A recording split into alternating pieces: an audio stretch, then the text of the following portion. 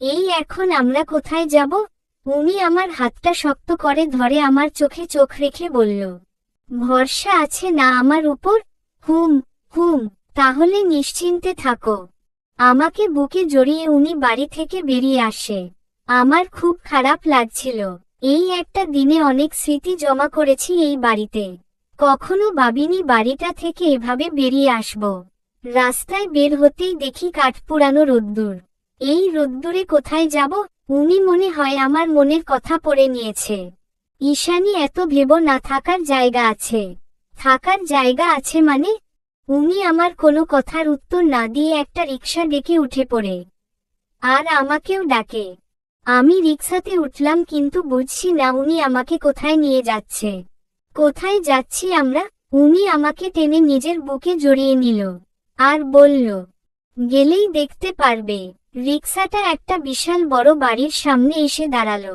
উনি আমার হাত ধরে রিকশা থেকে নামায়। তারপর রিকশাওয়ালাকে ভাড়াটা মিটিয়ে ব্যাগগুলো উঠিয়ে বাড়িটার ভেতরে যেতে লাগে। আমিও উনার পেছনে পেছনে যাই। বাড়ির দারোয়ান উনাকে সালাম দিয়ে মেইন গেটটা খুলে দেয় আর ভেতরের দরজার চাবিটা উনাকে দিয়ে দেয়। আমি বুঝতে পারছি না কোথায় নিয়ে এসেছেন আমাকে আপনি। উনি মুচকি হেসে বাড়ির ভেতরের দরজাটা খুলতে খুলতে বলে, তোমার বাড়িতে? মানে? এই বাড়িটা বাবা আমার হবু বউয়ের নামে লিখে রেখে গিয়েছিল। কি বলছেন? হুমম। শুধু তোমার নয় তপু, নিশি, এদের সকলের জন্যই এমন একটা করে বাড়ি বাবা গোপনে বানিয়ে রেখে গেছে। এমনকি তপুর হবু বউয়ের নামেও। এটা আপনার মা, ভাই বোন জানে না? না, এটা শুধু আমি আর বাবা জানি। আর আজ তুমি জানলে। কিন্তু গোপনে বাড়ি বানানোর কি দরকার ছিল? দরকারটা আজ কাজে এসেছে ঈশানী। বাবা আমাকে বলেছিল কথাটা কাউকে না বলতে। তাই বলিনি। তাছাড়াও বাবা জানতো মায়ের মন কেমন। আমাকে অনেক বুঝিয়েছিল, কিন্তু আমি বাবাকে বিশ্বাস করিনি। তারপর আমাদের সবাইকে এক রাখতে বাবা বলেছিল তার সব সম্পত্তি আমার নামে লিখে দিয়েছে।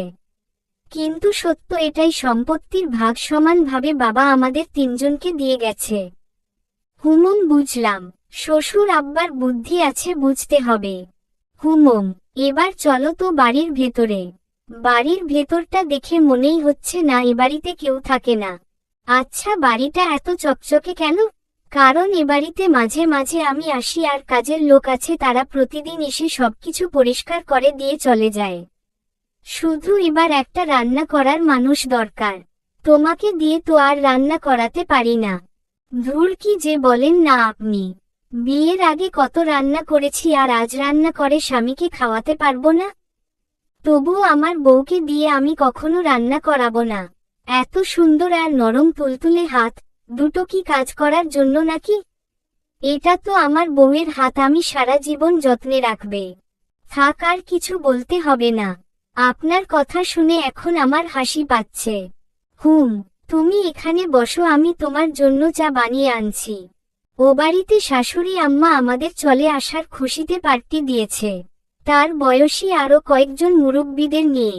বাড়িতে ডিজে গান চলছে। সেই নিশির একটা ড্রেস পরে চোখে সানগ্লাস লাগিয়ে পার্টিতে এসে দাঁড়িয়েছে। আর সকলে তার দিকে হা হয়ে তাকিয়ে আছে। তিনি হেলে দুলে হাঁটতে গিয়ে উঁচু হিলটাতে বেঁধে ধরাম দিয়ে নিচে পড়ে যায়। আবার ওঠে একটা অট্টহাসি দিয়ে হাই লেডিস বলতে বলতে এগিয়ে আসে। তার সাজ পোশাক দেখে পার্টির সকলে হাসছে। কিন্তু সেদিকে তার নজর নেই। নিশি বলছে, মা, তোমাকে যা ঝাক্কাস লাগছে না দেখতে। একদম আমার ছোট বোন। দেখো না, দেখো সকলে কিভাবে হিংসায় হাসছে। তিনি ভাব দেখিয়ে সামনে আসা চুলগুলো হাত দিয়ে পিছনে সরিয়ে নেয় আর বলে, আমি জানি সবাই আমাকে দেখে হিংসা হয়। কারণ আমার মতন এত মডার্ন এখানে কেউ নেই। তো যা বলছিলাম, আজকের পার্টিটা দিয়েছি কারণ আমি আমার সতীনের ছেলে আর তার বউকে তাড়িয়ে দিয়েছি। সবাই হাততালি দাও। নিশি জোরে জোরে হাতহাতি বাজাতে থাকে। অন্যরা চুপ হয়ে আছে। শাশুড়ি আম্মা নিশির কানের কাছে ফিসফিসিয়ে বলে, এই নিশি, কেউ হাতহাতি বাজায় না কেন? আমার তো ইনসাল্ট বোধ হচ্ছে। দাঁড়াও মা, বলছি। কাকি আম্মা, চাচি আম্মা, আপনারাও বাজান।